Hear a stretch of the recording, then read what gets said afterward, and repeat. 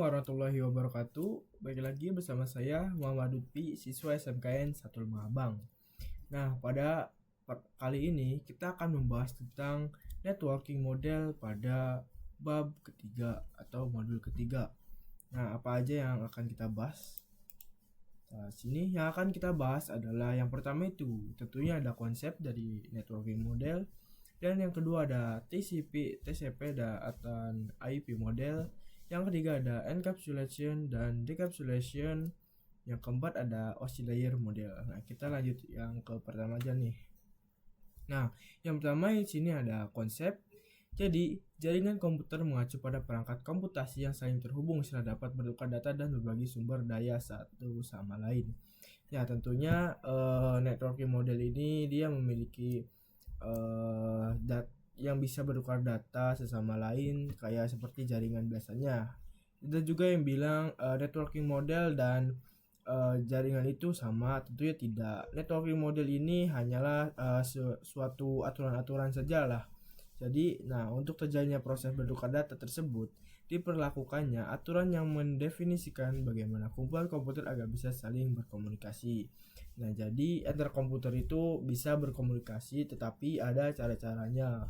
Tidak mungkin akan langsung bisa saling berkomunikasi. Nah, seperti saya sudah bilang, networking model ini hanyalah sebuah aturan saja. Nah, di sini aturan tersebutlah yang disebut networking model. Jadi, bagaimana setiap vendor dapat saling berkomunikasi dengan open standard networking model yang tersedia.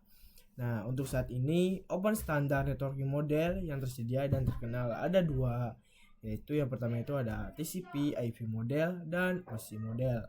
Nah, di sini ada OSI model dan TCP/IP model, yaitu OSI model ini dia disebutkan di International Organization for Standardization atau ISO. Kalau TCP/IP model itu berbeda, yaitu di US Department of Defense tentunya. Jadi OSI model dan TCP/IP model ini tentu sangat berbeda ya. Kita lanjut. Nah, di sini ada konsep. Nah, di sini sebelum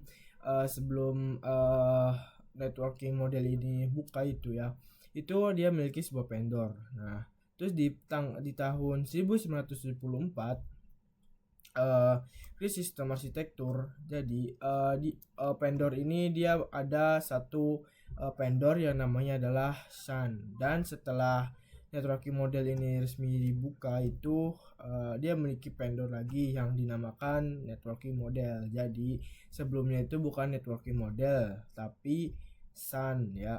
Dan di sini ada after networking model di sini.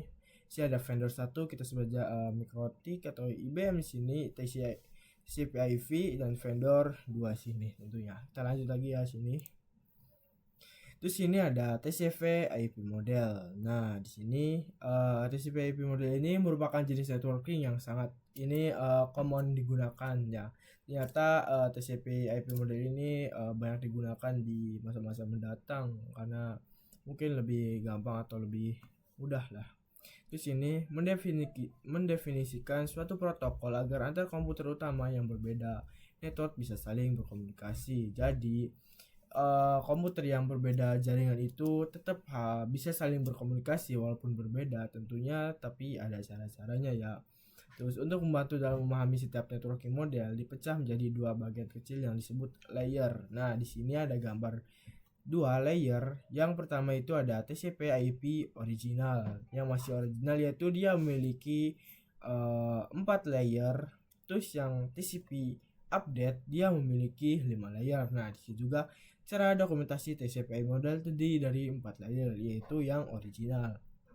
Kalau yang update itu dia mudah untuk dibagi menjadi 5 layer. Nah, di sini beda ya, ada application, transport, internet, data link, network access. Terus di update-nya ini dia ada tambahan data link dan physical. Jadi ini perbedaan dari TCP original dan TCP update-nya. Nah, kita lanjut ya. Di sini ada TCP/IP application layer, tentunya di sini berfungsi sebagai antarmuka dengan aplikasi. Contohnya itu service dari application layer seperti HTTP. Terus banyak banget di sini. Nah, di sini ada sebuah server. ketika si klien ini dia ingin mengirim kepada server, dan tentu dia akan mendapatkan HTTP request tentunya dari server, dan si server akan merespon, dan si klien dia akan mendapatkan HTTP respon tersebut. Jadi si klien ini dia merequest yang akan kita mau yang akan mau kita lah gitu, kita request ini, lalu server merespon dengan HTTP tentunya. Terus HTTP digunakan ketika kita mengatur sebuah web server tentunya HTTP itu. Kita lanjut lagi ya. Di sini yaitu ada TCP/IP Transport Layer tentunya. Nah, fungsi dari transport layer ini memberikan application layer atau transfer data. Terus transfer layer terdapat dua protokol yang sering digunakan, yaitu TCP dan UDP. Jadi TCP ini yang digunakan untuk IP karena support error checking. Jadi dimaksud support error checking ini ketika kita melakukan transport data dari dua layer ini, fungsi TCP ini kita bisa mengecek error apanya kepada pas kita transport. Nah, terus di sini ada UDV. Di sini UDV digunakan untuk video streaming game dan aplikasi lain yang membutuhkan kecepatan data. Tentunya berbeda ya. Di sini ada data HTTP dan di sini web server, web browser. Di sini kenapa TCP data? Kita anggaplah di sini HTTP ini adalah sebuah pendek ini ya untuk web server. Jadi inilah topologi awal-awalnya. Kita lanjut lagi di sini. Itu ada masih dengan TCP/IP network layer. Di sini hanya terdapat satu contoh, yaitu IP ya. Terus IP menyediakan dua fitur yang sangat penting, yaitu addressing dan routing, guna berfungsi untuk menangani konektivitas dan pemilihan jalur. Nah, di PCI ini dia memiliki IP address 192.168.1.1. Di PCB ini dia memiliki 192.168.1.2. Seperti yang awal ini, hanya terdapat satu contoh IP dalam satu komputer PC ini. Tuh, setiap perangkat jaringan memerlukan address yang unik ya. Jadi ini hanya sebatas contoh. Jadi address itu harus unik-unik lah. Addressing merupakan IP address perangkat itu sendiri. Routing merupakan sebuah fitur yang disediakan oleh IP di bagian network layer guna mengatur lalu lintas data yang akan dikirim ke address tujuan. Tentunya kalau kita ingin mentransfer data, tentunya kita harus memiliki IP tersendiri dari komputer PC kita masing-masing, atau tidak laptop lah, supaya kita bisa mentransfer data. Nah, kita lanjut lagi. Di sini ada masih dengan network layer. Di sini ada IV Interest Protocol, terdapat dalam network layer ketiga atau OSI tentunya. Terus IP digunakan untuk komunikasi antar perangkat jaringan. Nah, kalian juga harus tahu nih, IP itu ternyata punya dua jenis IP. Yang pertama itu ada IP versi 4, yaitu dia memiliki 32 byte terbagi menjadi 4 blok. Jadi setiap bloknya itu ada 8 byte tentunya. Di sini misalkan nih MAC hostnya di sini ada 4,294,967,296. Nah, yang kedua itu ada IP versi 6. Pengalamatan memiliki 128 byte. Jadi untuk versi 4 32 byte, yang versi 6 128 byte. Itu terbagi menjadi 8 blok. Setiap blok ada 16 byte. Tentunya di sininya pasti dibagi menjadi 8. Kan di sini 32 byte dibagi 4 berarti 44 di sini ya. Ini 88. Dan macOS-nya di sini banyak dan seterusnya tentunya. Kita lanjut lagi di sini, yaitu TCP/IP data link layer dan physical layer tentunya. Nah, data link layer mendefinisikan protokol yang dibutuhkan pada physical layer. Nah, yang kedua, fitur yang ada di dalam data link ialah FCS atau Frame Check Sequence, yaitu mendeteksi error tanpa recovery. Jadi, FCS ini menurut saya bagus, yaitu dia mendeteksi error tanpa kita harus membenarkan atau merapihkan error tersebut apa, sehingga kita dibikin pusing lah errornya, kenapa sih error itu. Nah, FCS ini dia bisa mendeteksi error tanpa diminta atau recovery tentunya. Terus addressing yang digunakan pada data link ialah MAC address. Ya, bukan lagi Ini kita mulai masuk kepada MAC address-nya. Terus yang keempat sini ada physical layer, mendefinisikan cabling pada suatu jaringan komputer. Apa yang digunakan untuk penghubung device. Di sini ada PCA, PCB, komputer-komputer. Nah, ini tanya-tanya ini kita harus tahu apa yang digunakan untuk penghubung device. Kita ingin transfer data, apa sih yang akan kita gunakan dalam menghubungkan ini gitu ya. Lalu kita lanjut di sini. Kita masuk ke encapsulation dan decapsulation. Nah, untuk encapsulation dan decapsulation ini dia memiliki itu encapsulation merupakan proses membungkus data dengan header pada setiap layernya.